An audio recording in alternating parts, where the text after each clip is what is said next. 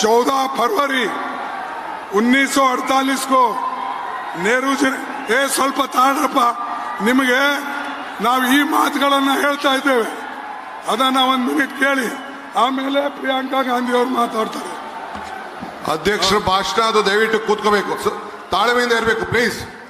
ಇದು ಕೊನೆ ಇತಿಹಾಸವಾದಂತಹ ಭಾಷಣ ಇದು ಅದಾದ್ಮೇಲೆ ಪ್ರಿಯಾಂಕಾ ಗಾಂಧಿ ಅವರು, ಅದಾದ್ಮೇಲೆ ಸಿದ್ದರಾಮಯ್ಯ ಮಾತಾಡ್ತಾರೆ. ಗೊತ್ತಿದೆ, ಬೆಳಗ್ಗೆ ಬಿಟ್ಟಿದ್ದೀರಿ ಅಂತ. ದಯವಿಟ್ಟು ಸಹಕಾರ ಕೊಡಿ. ಈ ಮಾತು ಕೇಳಬೇಕು. ಬೇರೆಯವ್ರು ನಿಮಗೆ ಹೇಳಿದ್ರೆ ನಿಮ್ಗೆ ಅರ್ಥ ಆಗ್ಬೇಕಲ್ಲ.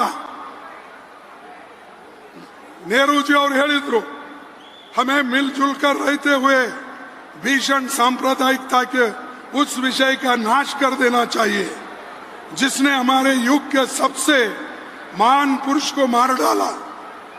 उन ताकतों को जड़ से खोद कर उखाड़ देना चाहिए.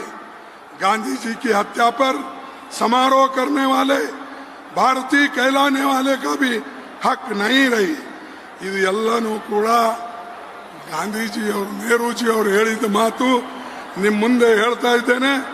ನಾನು ಹೆಚ್ಚಿಗೆ ಇನ್ನೂ ನಿಮ್ಮ ಮುಂದೆ ಮಾತಾಡದೆ ಒಂದು ನಿಮಗೆ ತೋರಿಸ್ತೇನೆ.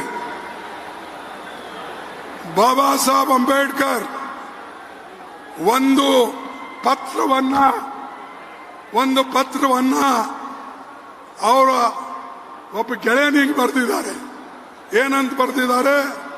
ನನ್ನ ಸೋಲಿಗೆ ಬೇರೆ ಯಾರೂ ಕಾರಣರಲ್ಲ, ನನ್ನ ಸೋಲಿಗೆ ಸಾವರ್ಕರ್ ಮತ್ತು ಎಸ್.ಎ. ಡಾಂಗೆ ಇವರಿಬ್ರು ಸೇರಿ ನನಗೆ ಸೋಲಿಸಿದ್ದಾರೆ ಅಂತಕ್ಕಂಥ ಮಾತು ಈ ಪತ್ರದಲ್ಲಿದೆ.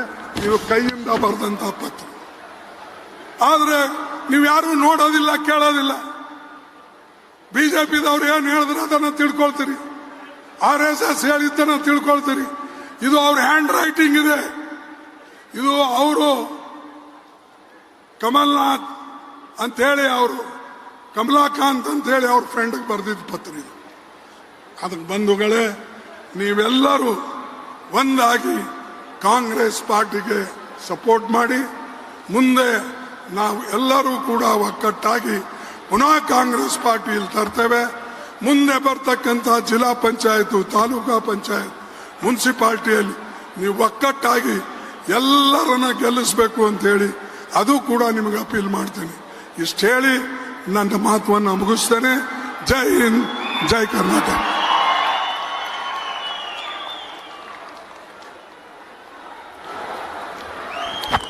बहुत बहुत शुक्रिया अध्यक्ष जी. और अब जिसका आपको बहुत देर से इंतजार है, मैं अनुरोध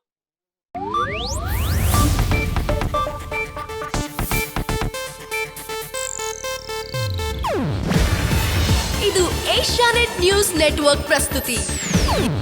ನೀವು ನೋಡ್ತಿದ್ದೀರಾ ಏಷ್ಯಾನೆಟ್ ಸುವರ್ಣ ನ್ಯೂಸ್.